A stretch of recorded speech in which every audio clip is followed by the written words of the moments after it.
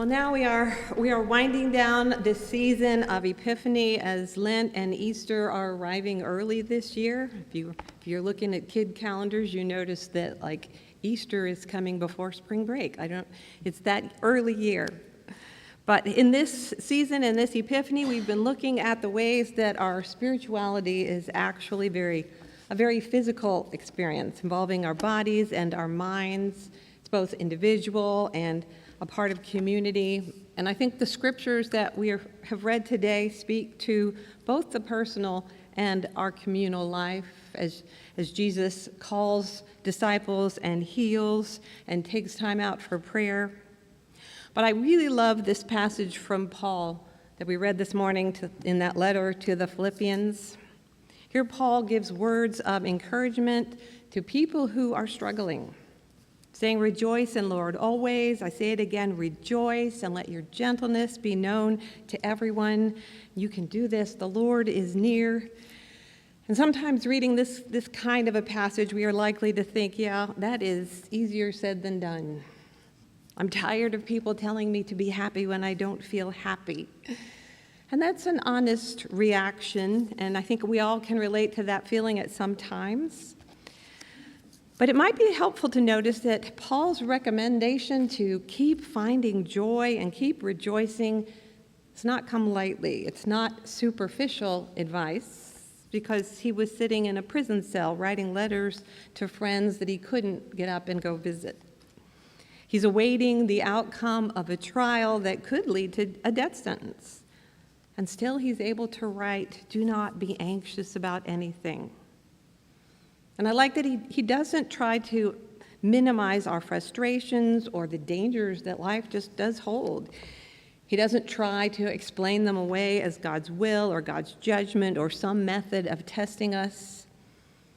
He simply says that in spite of the difficulties of life, even in the thick of them, we can keep in this constant relationship with God, this God who transcends the best and the worst of things and is with us in all things.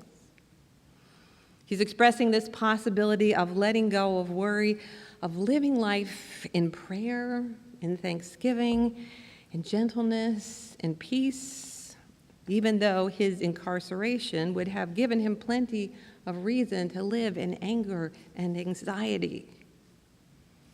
But instead, it says in everything, you are to keep on praying, keep on thanking. He's not even promising his friends that as a result of doing this, then they will be delivered from whatever the worst thing that could happen, any more than Jesus was delivered from those things. He just promises instead that the peace of God, which passes all understanding, will keep your hearts and your minds in Christ Jesus. He's reminding us that whatever we focus on, whatever we choose to think about, this will either add to or subtract from our experience of peace, of wholeness, of community. We are invited to think about these things that are true and just, honorable, pleasing, commendable, excellent, praiseworthy. Even though now we are bombarded in the 24/7 news cycle by advertisers and media and politicians who sow chaos and anxiety and fear, because those are the things that make us want to buy more stuff. I don't know. But in the midst of that, we can choose what we give our attention to. We do every day choose what to put our focus on. And this kind of positive, affirmative thinking is not denial, but it's looking reality straight in the eye and still hoping for more, still hoping beyond hope and loving through the losses, for love that bears all things and endures all things and holds all things in faith, in that ultimate faith that love wins. And the truth is, it takes some active, intentional effort to internalize the positive experiences. And it takes effort to heal the negative experiences. Because it is in focusing on what is good in life that increases our positive emotions. When we increase not just the thinking about, but the feeling of those positive things that flows through our minds and our bodies and our spirits, which are all very much interconnected. And these positive feelings that we engender have far-reaching benefits. They make us healthier, make us more resilient, more resourceful. This is what helps in overcoming the traumas of life. These positive feelings that we encourage within ourselves and within one another can increase our ability to be more kind and more gentle and more caring. And the more that we make this effort, the more compassionate we become as people.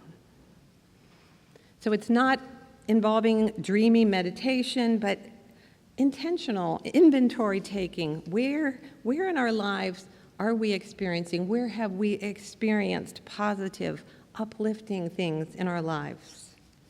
And dwell on that.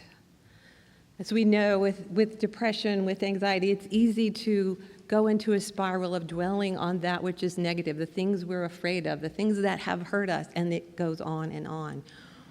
We have the ability to turn that around and begin to dwell on, again and again, the good that we have experienced, the joy that we have felt in our lives, the love that we know is there, even when it seems a little distant.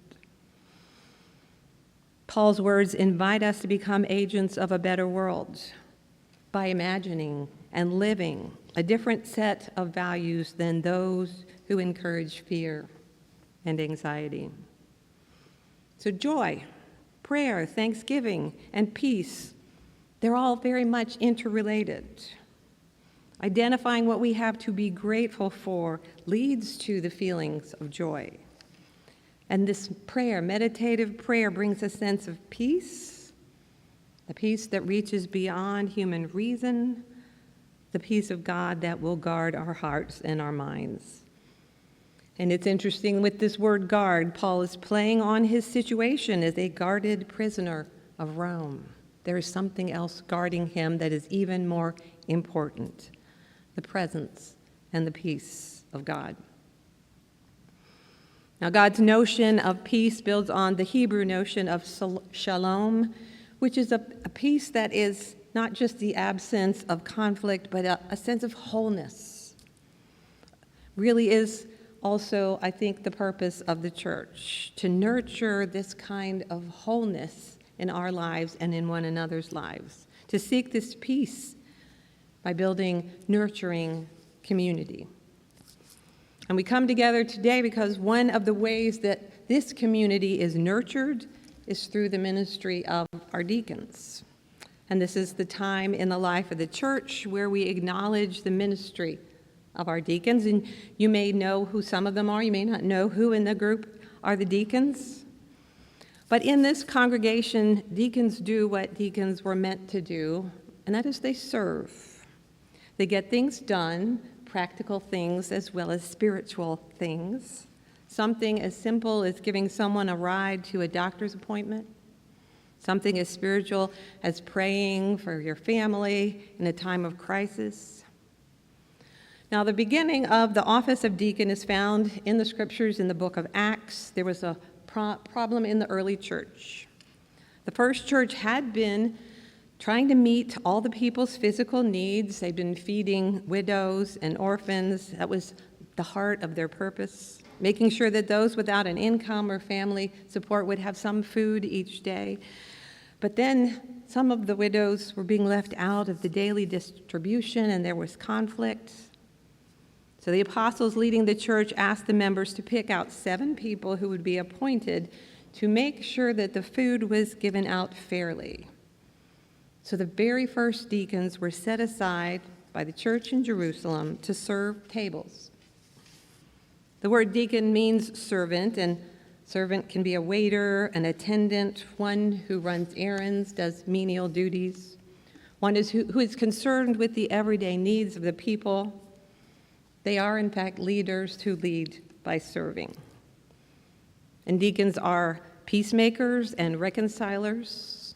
As we read the story in Acts, the selection of first deacons pleased the whole multitude because a church that was in conflict was restored again.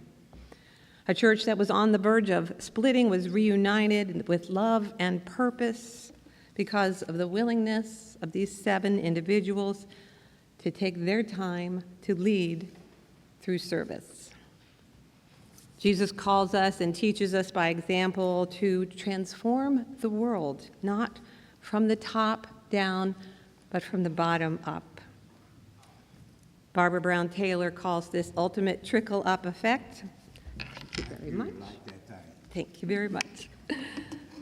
And I like that idea. It's not a trickle-down effect. It is a trickle-up effect. The power that God gives us, the power to serve. And in this congregation, deacons are here to serve because they're not in charge of the building. They don't oversee the finances. They're not the final decision-making group within this congregation. Deacons are in charge of the people. And their purpose is to serve the members of the congregation along with those who walk with us in seeking to live a life of faith. The way that we understand it, deacons lead not in administration, but in caring for the needs of people.